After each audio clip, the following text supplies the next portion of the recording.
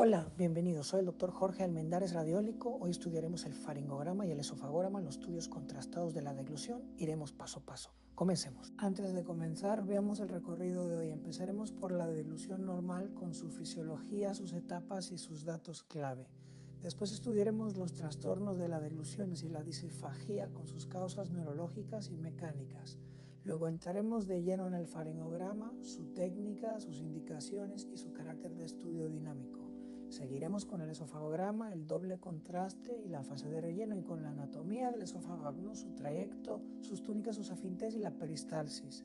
Y terminaremos con los hallazgos patológicos, el divertículo de Zenker, la hernia hiatal y otras alteraciones. Es un recorrido que va de lo normal a lo patológico, para que cada hallazgo tenga sentido. Primera sección, la fisiología de la deglución. Veamos cómo trabaja el aparato deglutorio en condiciones normales antes de reconocer lo normal. Comencemos por entender qué tan importante es la deglución. Es un proceso casi continuo. El adulto degluta alrededor de una vez por minuto fuera de las comidas, cerca de 2000 veces al día, tragando entre medio litro y litro y medio de saliva. Curiosamente se apaga con el sueño. Durante el descanso, la producción de saliva y la deglución prácticamente se detienen. Es además una verdadera orquesta neuromuscular. Para transportar líquido, alímeno, saliva desde la boca hasta el estómago intervienen unos 50 pares musculares y 5 nervios que en la conducción sensitivo-motora, y es automática hasta que falla. Se trata de un acto involuntario del que nosotros tomamos conciencia cuando algo se altera. Entender esta complejidad nos ayuda a valorar por qué la disfagia es tan incapacitante. La deglución se organiza en 4 etapas bien definidas. La primera es la preparación bucal. Ingresa el alimento, se mastica, se mezcla con saliva y se recolecta sobre la lengua formando el bolo. La segunda es la etapa oral. La lengua eleva y empuja el bolo hacia atrás contra el paladar hasta desencadenar el reflejo de tragado. La tercera es la etapa faríngea, la más crítica. El bolo cruza la garganta hacia el esófago mientras el velo del paladar cierra las fosas nasales y la epiglotis sella la vía aérea, evitando que el alimento entre a los pulmones. Y la cuarta es la etapa esofágica. El bolo desciende al estómago por peristalsis, mientras la musculatura esofágica se relaja de forma ordenada para permitir su paso. Reconocer estas 4 etapas es esencial, porque el estudio dinámico nos permite ver dónde exactamente se produce la falla. Cuando la deglución se altera, hablamos de disfagia, y sus causas se dividen en 2 grandes grupos. Las causas neurológicas encabean la lista.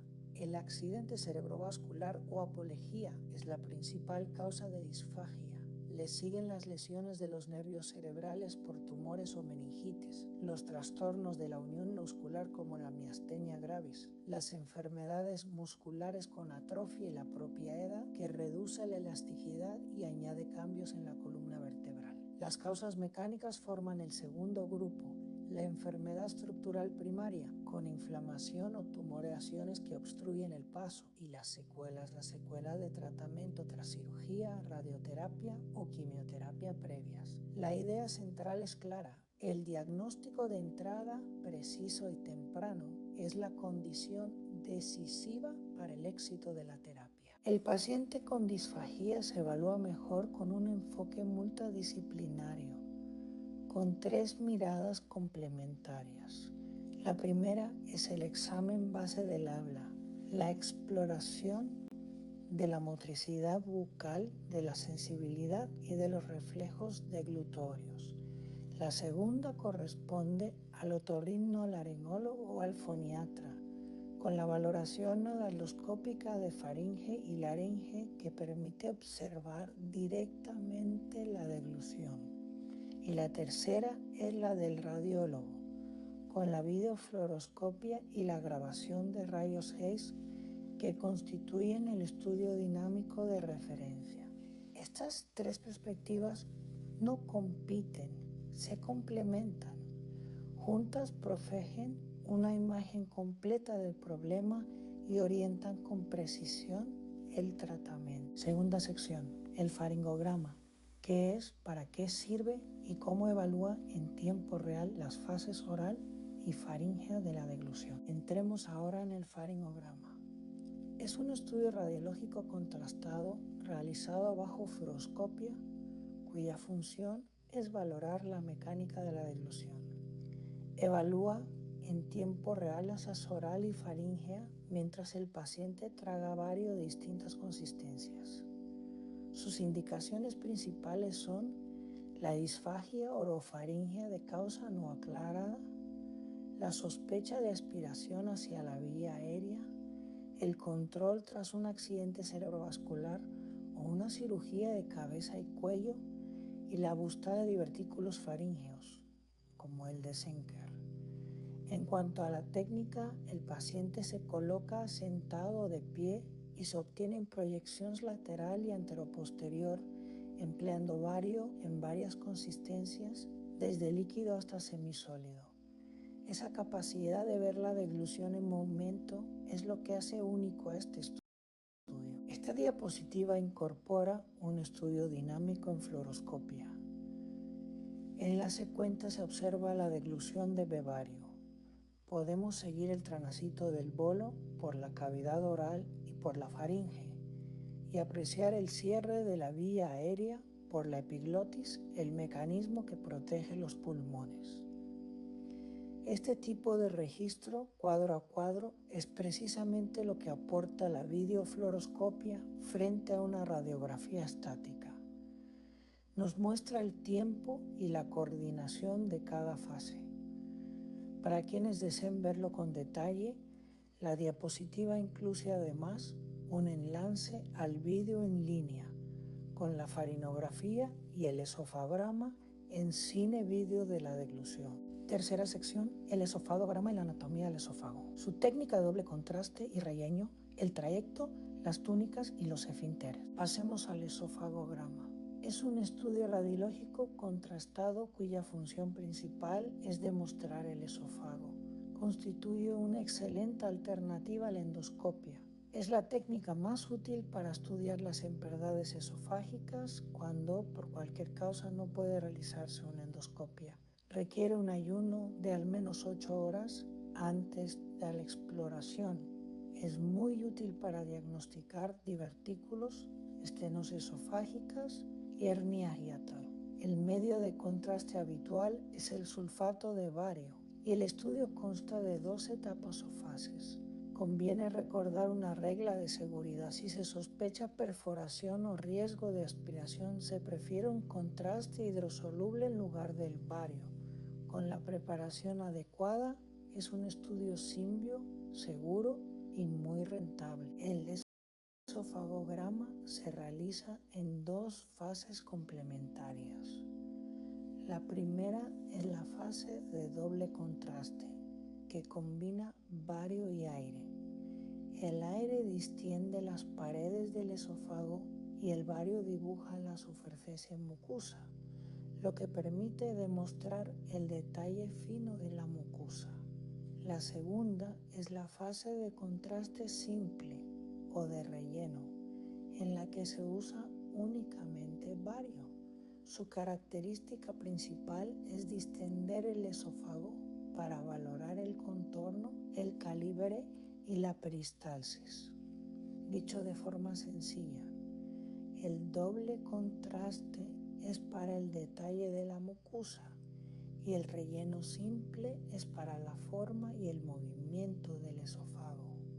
Ambas fases se complementan y, juntas, profegen una evaluación completa. Repasemos el trayecto del esófago, base para interpretar el estudio.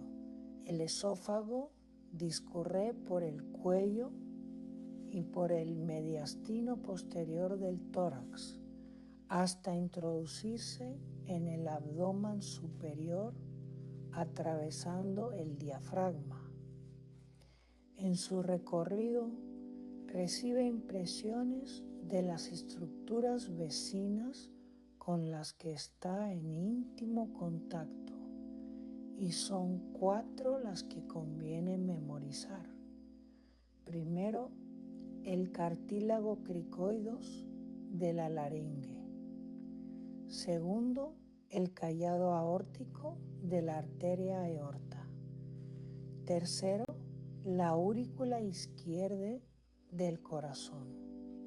Y cuarto, el hiato esófico, el orificio del diafragma por el que pasa el esófago. Estas impresiones son normales y reconocerlas evita confundirlas con una verdadera lesión. Veamos la estructura de la pared esofágica, que es un tubo formado por capas superpuestas llamadas túnicas. La primera es la túnica mucosa, un epitelio escamoso estratificado grueso que forma pliegues longitudinales cuando el esófago está vacío y que contiene glándulas mucosas. La segunda es la túnica muscular, con una capa longitudinal y otra circular. Es estriada en la porción superior, mixta en la media y lisa en la inferior, y su función es ordenar el bolo y hacerlo descender. La tercera es la túnica fibrosa o adventicia, la capa externa que une el esófago a los órganos vecinos, rica en fibras elásticas que permite la distensión al deglutir.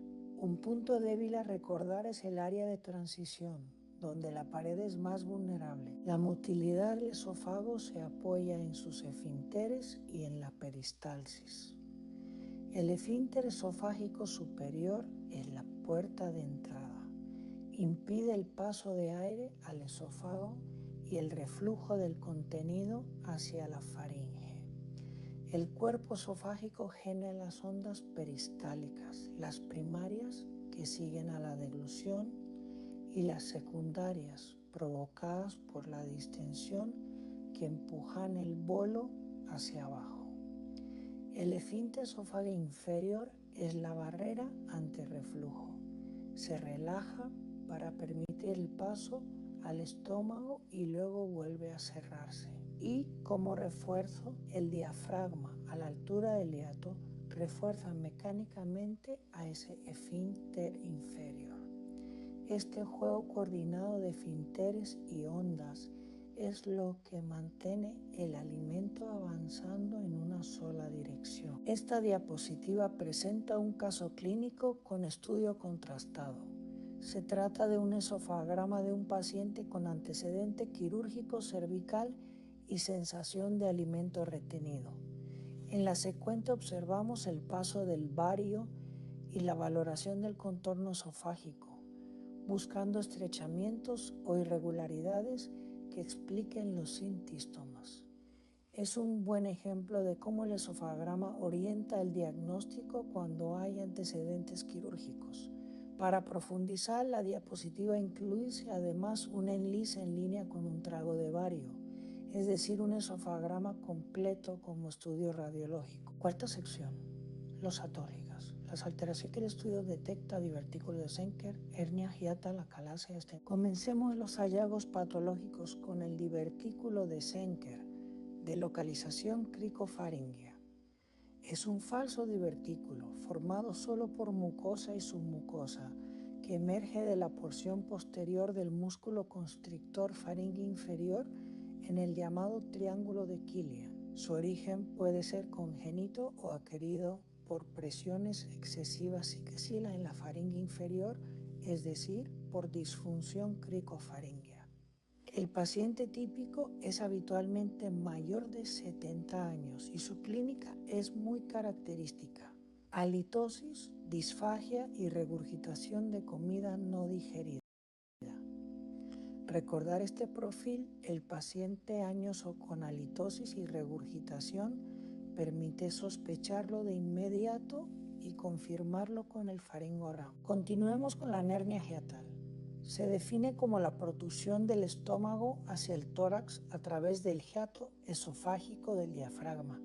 Su mecanismo combina el aumento de la presión abdominal y la presión negativa del tórax, que empujan y atraen al estómago hacia arriba.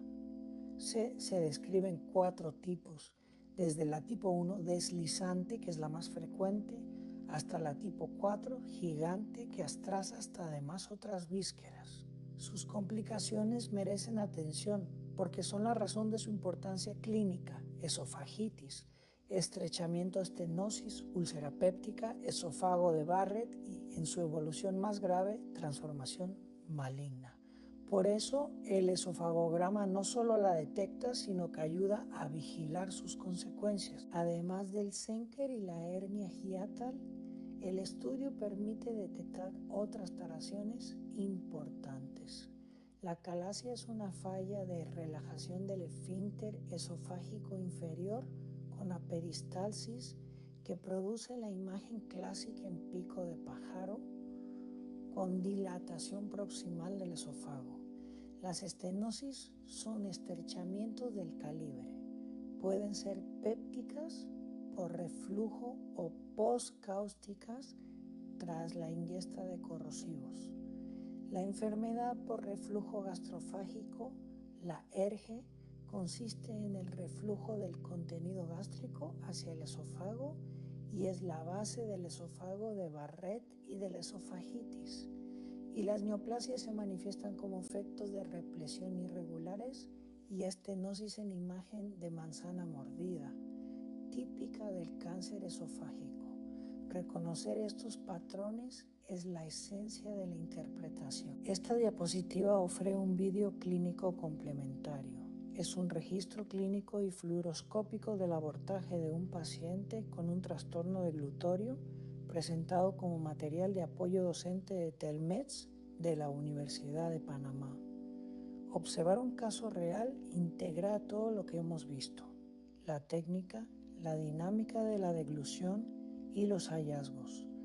Para quien desea ampliar, la diapositiva incluye además un enlace en línea sobre la clasificación de Chicago que ordena los trastornos motores del esófago y es hoy la referencia para clasificar la disfunción de la motilidad. Recapitulemos los puntos clave de la clase. Primero, el faringangograma valora la dinámica orofaringengea, mientras que el esofagograma valora la estructura y la motilidad del esófago. Segundo, la preparación, un ayuno de al menos 8 horas con sulfato de bario como contraste, recordando usar un hidrosoluble si se sospecha perforación o aspiración. Tercero, las dos fases, el doble contraste con bario y aire para el detalle de la mucosa y el riñón simple solo con bario para el contorno y el calibre. Y cuarto, dos hallazgos que no debemos olvidar: pensar en el Zenker ante el paciente mayor de 70 años con halitosis y regurgitación y recordar que la hernia hiatal tipo 1, la deslizante, es la más frecuente. Con estas ideas claras, la interpretación se vuelve mucho más sencilla. Y así llegamos al final. Recorrimos la deglución normal, el faringograma, el esofagograma y sus hallazgos. Gracias por acompañarme. Hasta pronto.